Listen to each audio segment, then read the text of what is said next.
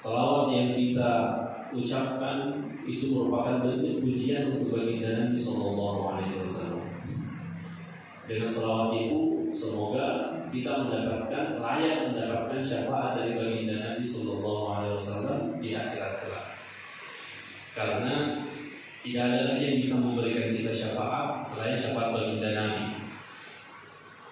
Jadi ada banyak syafaat ketika di akhirat kelak, tetapi yang paling kita butuhkan syafaat dari baginda Nabi Sallallahu Alaihi Wasallam. Dan itu salah satu permintaan baginda Nabi yang disimpan nanti di akhirat untuk siapa? Untuk kita umatnya, semoga kita bisa masuk dalam surganya Allah Subhanahu Wa Taala. Jadi seluruh Nabi itu ada dua pamungkasnya, ada dua yang tidak mungkin tidak dikabulkan.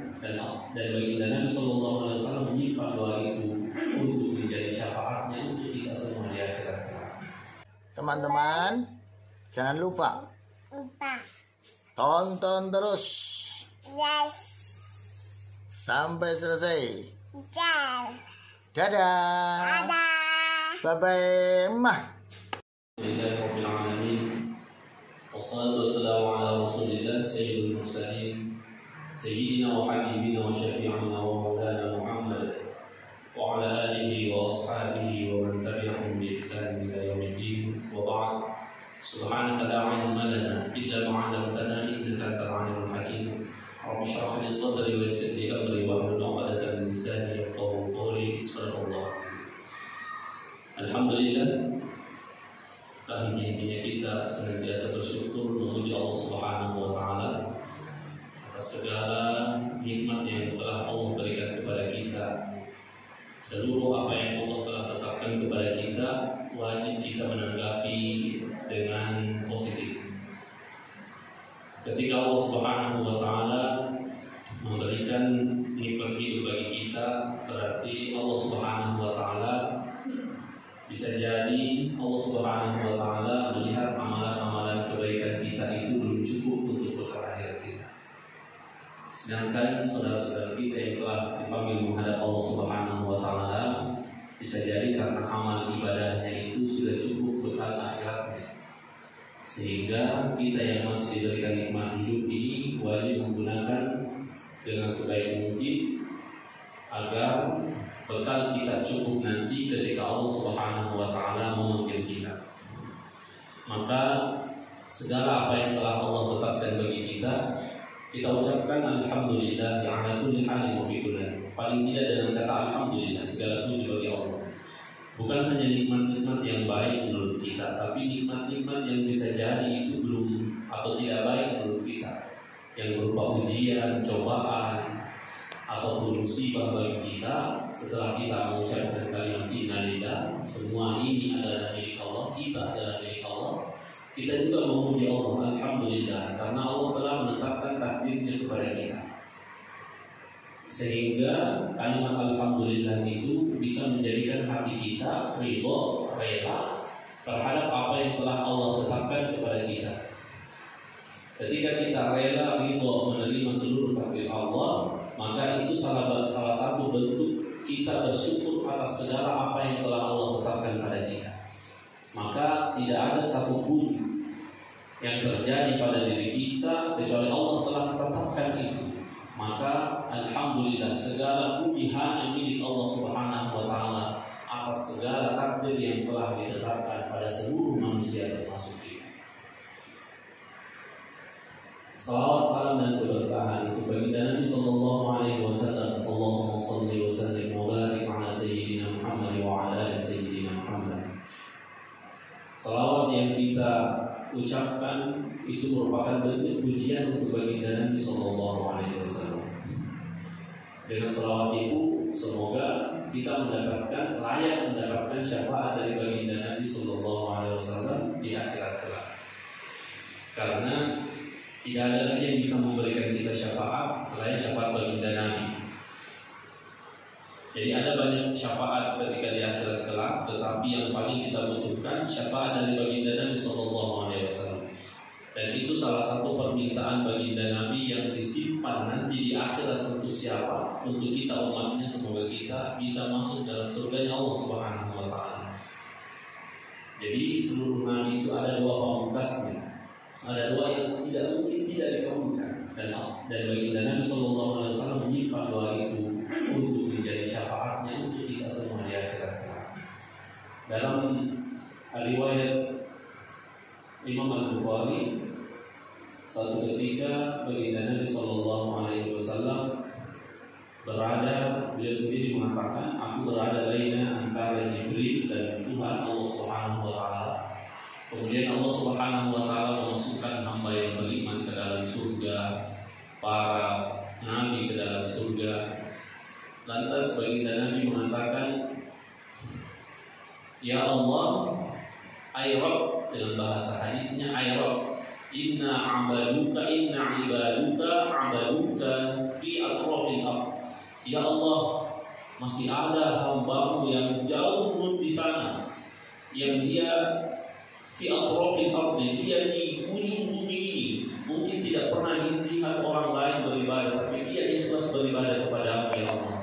Maka atas izin-Mu aku memberikan syafaat kepada mereka, masukkan dia ke dalam surga ya Allah. Maka ketika kita tidak bisa masuk golongan pertama yang langsung dimasukkan surganya Allah Subhanahu Wa Taala, semoga kita masuk golongan kedua yang mendapatkan syafaat dari baginda Nabi, sehingga kita pun ikut masuk bersama baginda Nabi dalam surganya Allah Subhanahu Wa Taala.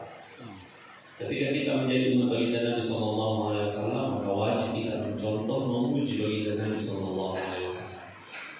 Paling tidak ketika di bulan Ramadan ini kita mencontoh apa-apa yang telah dilakukan atau diperintahkan oleh baginda Nabi Sallallahu Alaihi Wasallam ketika mendekati bulan Ramadan atau di dalam bulan Ramadan. Baginda Nabi Sallallahu Alaihi Wasallam, kata para sahabat, kana yuraqibu fi qiyami Ramadana min ghairi ayyamurahu fihi bi'azimatin. Bahwasanya baginda Nabi itu memotivasi kita untuk menghidupkan bulan puasa ini, tapi tanpa mewajibkan. Beliau Sallallahu Alaihi Wasallam memberikan motivasi, tapi tidak mewajibkan. Semua untuk kita semua supaya kita beribadah dengan kondisi kita masing-masing. Ketika kita sanggup beribadah dengan ibadah yang banyak kontinu, itu jauh lebih baik. Tapi ada saudara-saudara kita yang mereka sebenarnya ingin beribadah lebih di bulan Ramadan, tapi karena tuntutan pekerjaan mereka akhirnya beribadah semampu mereka. Maka semua itu kita lakukan dalam rangka beribadah kepada Allah Subhanahu Wa Taala, dan semoga itu dicatat pahala di sisi Allah Subhanahu Wa Taala. Jangan sampai kita menjadi orang yang rugi, orang yang merasakan ibadah Ramadan tapi keluar dari bulan Ramadan tidak mendapatkan ampunan. Kata baginda Nabi Sallallahu Alaihi Wasallam, dan jauh dari rahmat Allah, jauh kita dari rahmat Allah. Yang memasukkan kita dalam surga bukan amalan ibadah kita, tapi rahmatnya Allah Subhanahu Wa Taala. Dan rahmat itu dapat diperoleh dengan ibadah-ibadah terbaik kita ikhlaskan kepada Allah. Ibadah itu yang bisa jadi ibadah itu Allah turunkan rahmatnya kepada kita. Tapi ada juga orang beribadah justru tidak mendapatkan rahmat dari Allah, jauh dari rahmat Allah, padahal dia sudah diberikan nikmat bertemu dengan bulan Ramadan. Kata baginda Nabi Sallallahu Alaihi Wasallam dalam salah satu doa yang diaminkan oleh Jibril, dalam riwayat lain Jibril berdoa, baginda Nabi mengaminkan. Dalam riwayat Imam Al-Hakim An-Nisaburi dalam kitabnya Al-Mustadrak Al-Sahihain, Jibril mengatakan, jauh dari rahmat Allah bu'dan, ketika seorang hamba diberikan kesempatan masuk di bulan Ramadan, ketika keluar dari bulan Ramadan tidak mendapatkan ampunan. Kata baginda Nabi, amin, diaminkan oleh baginda Nabi. Berarti ada orang yang masuk di dalam bulan Ramadan, naudzubillah, semoga kita tidak termasuk bagian dari itu. Kenapa bisa ada orang seperti itu? Kata baginda Nabi Sallallahu Alaihi Wasallam, kam min shaimin, dalam riwayat lain, rubba shaim, kam min shaimin laisa lahu min siyamihi illa shaum. Dalam teks hadis, betapa banyak orang yang berpuasa tapi tidak dapat apa-apa dari puasanya kecuali hanya kehausan. Dalam riwayat lain, illa ju', kecuali hanya lapar. Berarti sempat melaksanakan ibadah puasa tapi tidak dapat pahala. Naudzubillah. Jikalau seperti itu puasa kita selama 30 tahun, rugi kita. Jauh rahmat Allah dari kita. Naudzubillah. Oleh karena itu, mari kita melaksanakan ibadah Ramadan dengan penuh keimanan. Itulah yang disinggung baik oleh baginda Nabi. Shoma Ramadan imanan wa ihtisaban, ghufira lahu ma taqaddama min dhanbi. Barang siapa yang imannya yang membuat dia berpuasa. Kata Al-Hafiz Ibnu Hajar Al-Asqalani dalam kitab Fathul Bari Syarh Sahih Al-Bukhari, beliau mengatakan al-imanu al-i'tiqad bi fardhil shaum. Iman di situ adalah harus punya keyakinan dalam hati kita bahwa puasa itu memang wajib hukumnya karena itu adalah perintah Allah Subhanahu wa taala, bukan karena ikut-ikutan. Harus dengan penuh keyakinan, mulai dari hati kita bersihkan penuh keyakinan bahwa ini adalah kewajiban dari Allah. Kita laksanakan karena Allah, kita laksanakan karena ihtisaban. Ihtisaban itu thalabul ajri aw iradatu wajhillah, melakukan ibadah karena mengharapkan pahala, balasan dan ridho Allah Subhanahu wa taala, bukan karena yang lain. Kita melaksanakan ibadah karena Allah semata. Maka ketika penuh iman dan penuh pengharapan hanya kepada Allah, kita berharap, kita melaksanakan ibadah puasa, kita kembalikan kepada Allah puasa kita, ikhlaskan kepada Allah. Itulah yang disinggung baginda Nabi di bagian akhir hadisnya, ghufira lahu ma taqaddama min dzambi, pasti akan diampuni dosa-dosa sebelumnya yang telah lewat. Berarti ada kesempatan, ada dua kategori kita introspeksi diri, muhasabah diri. Apakah kita kategori pertama tadi yang tidak mendapatkan rahmat, yang tidak mendapatkan apa-apa, atau kategori kedua yang lain yang mendapatkan seluruh ampunan dosa-dosa sebelumnya ketika kita berpuasa dengan baik. Begitu pula ketika melaksanakan ibadah malam hari di bulan Ramadan.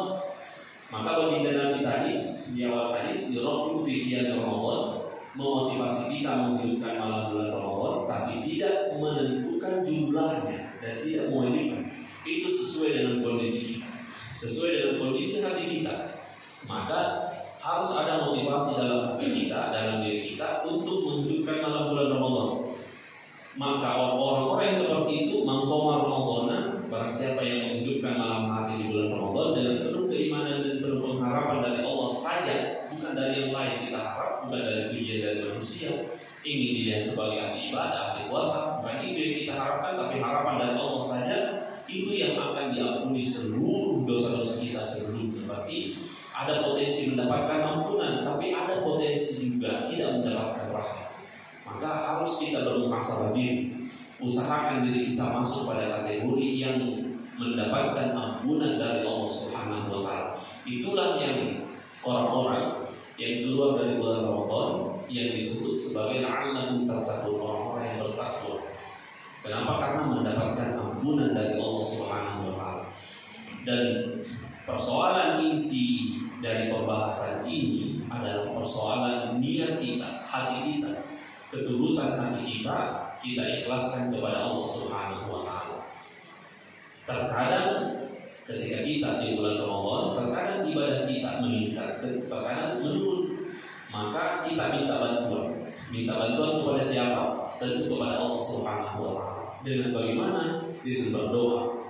Maka itulah doanya Mu'adz bin Jabal, nasihat dari baginda Nabi sallallahu alaihi wasallam dalam riwayat Abu Daud dalam kitabnya Sunan. Kata baginda Nabi, "Ya Mu'adz, inni uhibbuka wallahi inni uhibbuka." Ya Mu'adz, aku mencintaimu ya Mu'adz. Dari Allah aku sayang kepadamu.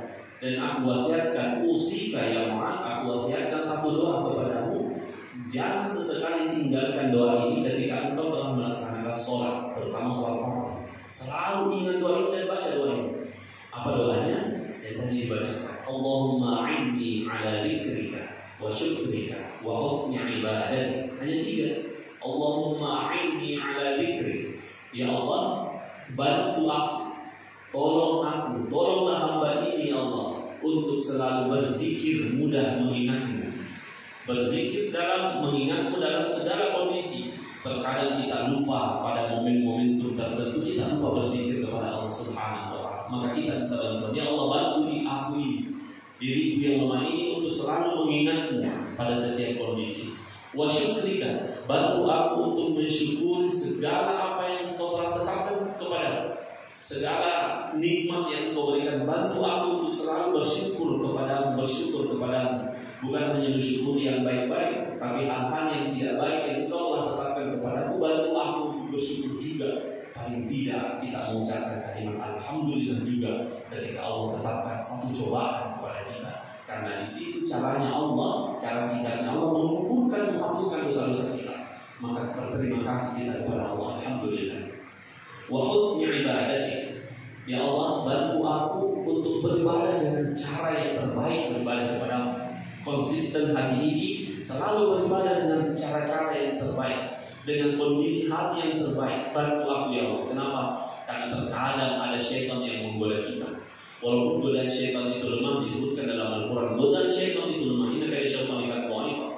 Godaan budaya syaitan itu lemah. Tapi biasanya hati kita itu lebih lemah daripada godaan syaitan, akhirnya tergoda oleh godaan syaitan. Maka kita minta bantuan kepada Allah untuk menetapkan hati kita, supaya kita beribadah dengan ibadah yang terbaik kepada Allah Subhanahu wa Ta'ala. Maka itu juga doa yang selalu diulang lagi oleh Muaz, selain doa yang diajarkan oleh baginda Nabi, doa yang lain, Allahumma ya muqallibal qulub tsabbit qalbi ala dinik. Ini doa yang paling disukai oleh baginda Nabi. Ya Allah yang menguasai hati, yang membolak-balikkan hati, tetapkanlah hati ini ya Allah ala dinika, untuk selalu berada di jalan agamamu, untuk selalu berada dalam ibadah kepada. Kita berdoa meminta bantuan kepada Allah Subhanahu wa Ta'ala. Dengan doa itu, semoga ibadah kita di sisa-sisa bulan Ramadan ini diterima oleh Allah Subhanahu wa Ta'ala. Amin amin ya rabbal alamin. Semoga bermanfaat khususnya bagi saya pribadi. Subhanallahumma wa bihamdika, asyhadu an la ilaha illa anta, astaghfiruka wa atubu ilaika. Wallahu al-hadi ila sabilir rasyad. Assalamualaikum warahmatullahi wabarakatuh. Waalaikumsalam.